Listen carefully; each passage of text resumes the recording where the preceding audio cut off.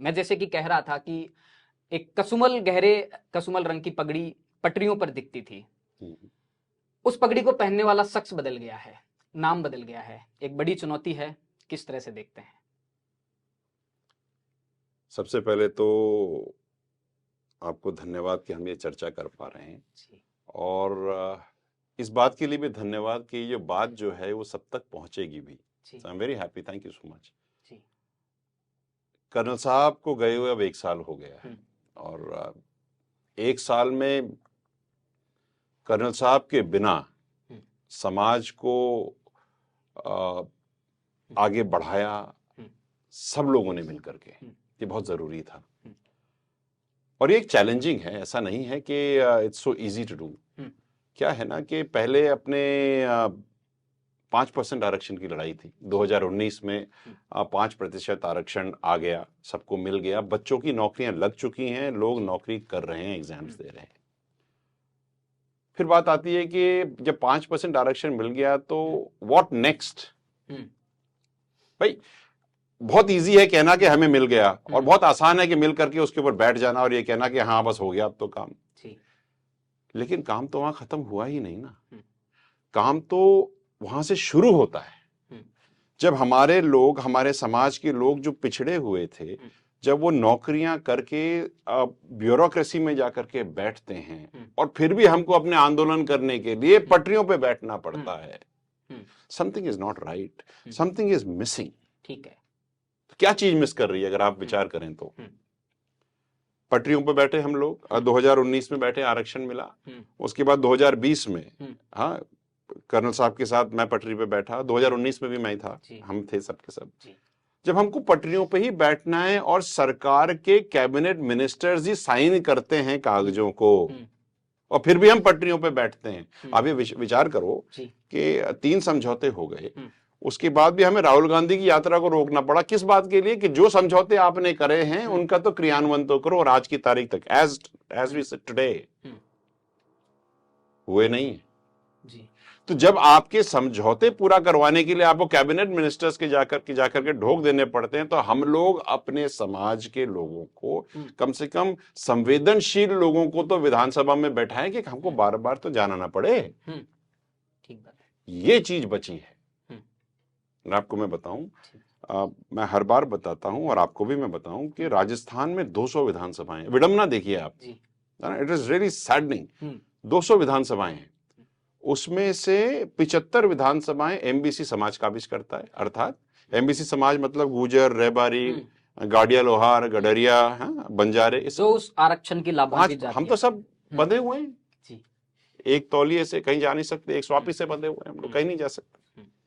तो जब आप 200 में से 75 विधानसभाएं काबिज करते हो, और उसके बाद आपको समझौते पूरे कराने के लिए आंदोलन पे आंदोलन करना पड़े, तो विडंबना नहीं है क्या?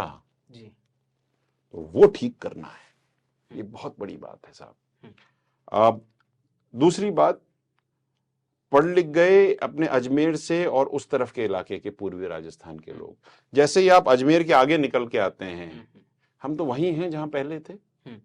महिलाएं नहीं पढ़ रही, बच्चियां नहीं पढ़ रही, स्कूल 8वीं के बाद बच्चे, अब मैं आपको अगर विजुअली डिपिक्ट करूं तो मैं ज्यादातर तो गाँव में रहता हूँ, मैं शहरों में कम रहता हूँ, क्योंकि असलियत तो गाँव में है, शहरों में तो बात आती नहीं है खुल करके। ठीक बात है। बच्चियां मेरे पैर पकड़ लेती हैं कि आप जाओ मत। मैंने कहा रो क्यों? रोती हैं। 8वीं कक्षा की महिला बच्ची, मैंने पूछता बेटा क्या? वो ये कहती है कि हमारे स्कूल को 10वीं तक तो करा दो। आप सोचो, 10वीं वाला स्कूल जो है वो 4 किलोमीटर दूर है, और हम लोग उस स्थिति में हैं समाज में कि 4 किलोमीटर दूर उस लड़की को उसके माँ बाप या समाज के लोग नहीं भेज पा रहे। पहली बात तो हमको समाज के लोगों को समझाना है कि भेजना चाहिए, और दूसरी बात ये कि वो 8वीं को 10वीं में करने में जा क्या रहा है। ठीक बात है। भाई बच्चे अगर पढ़ेंगे और बढ़ेंगे और फिर आप उनको बोले वहां जाओ, स्कूल को आप अपने उस लेवल पे क्यों नहीं लेके आ जाते हो? ये एक बहुत बड़ा चैलेंज है। अब हम बाहर से चिल्ला करके आपके साथ यहां बैठ करके बात बताएं, या फिर यही बात हम विधानसभा में बैठ करके सबको समझाएं, बहुत फर्क है दोनों चीजों में। ठीक बात है। तो ये चैलेंज है, ये बात बाकी है। कर्नल साहब की राम प्यारी अभी भी कलेक्टर नहीं बनी। ठीक है। आप ये देखिए, मैं ये बात आपको बताना चाहूंगा, बहुत जी। इंटरेस्टिंग है जी। कि एमबीसी समाज बेसिकली राष्ट्रवाद से भरा हुआ है। जी। हाँ? हम मार्शल कौम भी हैं, हम्म। और हम लोग बार बार इस चीज को भूल जाते हैं कि जब महाराणा प्रताप की लड़ाइयां हुई थी जी। तो तलवार और भाले बनाने वाले हम्म। तो गाड़िया लोहार ही थे। ठीक बात है। और जब आपके लोग अटैक करा करते थे भारत में, तो खबर देने वाले तो रहबारी ही थे। आप चेक कर लो, जी। है ना। और आपके भीलों के राजा जो थे, जिन्होंने महाराणा प्रताप की मदद करी थी और गुरिल्ला वॉरफेयर को आगे लेकर के आए थे, तो हम सब वही हैं।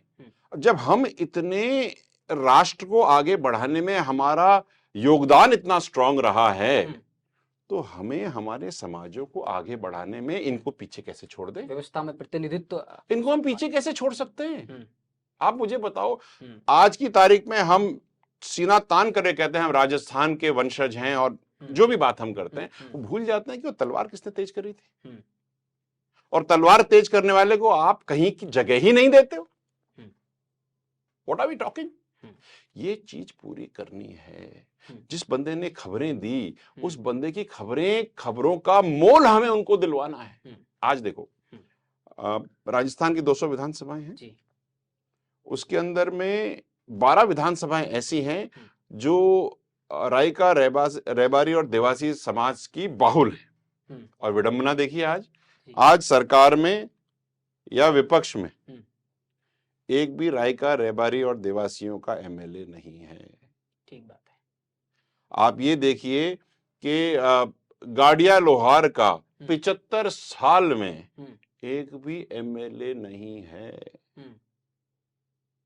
ये काम करना है, ये बात करनी है जी। इस चीज को लेकर के आगे जाना है, क्योंकि जब तक आपका राजनीतिक प्रतिनिधित्व ठीक से नहीं होगा, ठीक बात है, आप पूरे स्ट्रक्चर में आप हो गए नहीं, आपको तो आपकी बात करने वाला ही कोई नहीं।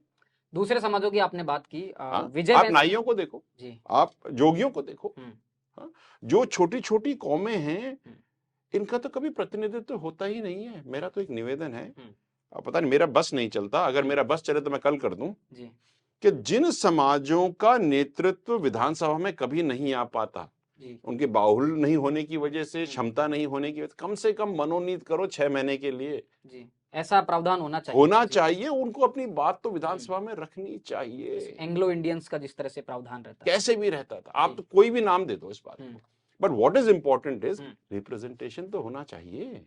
बात तो रखे, आप बात ना सुनो वो बात अलग है, लेकिन कम से कम ये तो सेटिस्फैक्शन होना चाहिए कि हमने बात तो रखी। अब आप सुनते नहीं सुनते हो बात दूसरी है, वो डिफरेंट आर्गुमेंट है, लेकिन वहां बात तो रखी जाए। बड़े आंदोलनकारी कर्नल क्रोड़ी सिंह बैंसला से जुड़े अनेक ऐसे संस्मरण विजय बैंसला ने हमारे साथ में साझा किए जो अक्सर लोगों को अभी नहीं पता है। राजस्थान से जुड़े तमाम मुद्दों को जानने और समझने के लिए जुड़े रहिए थिंक 360 के साथ। धन्यवाद।